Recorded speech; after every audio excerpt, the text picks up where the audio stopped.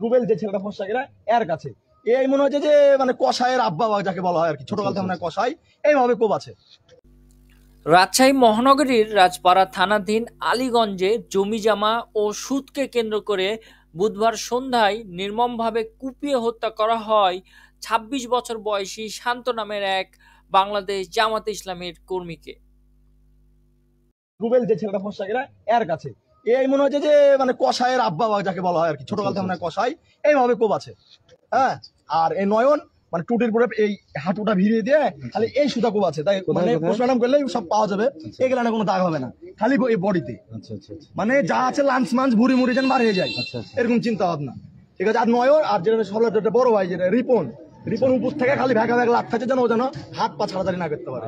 এক কথা যেরকম বাইন্না ফেলেতে জবাই করা হয় সে এই সিন্ডিকেট চলছে।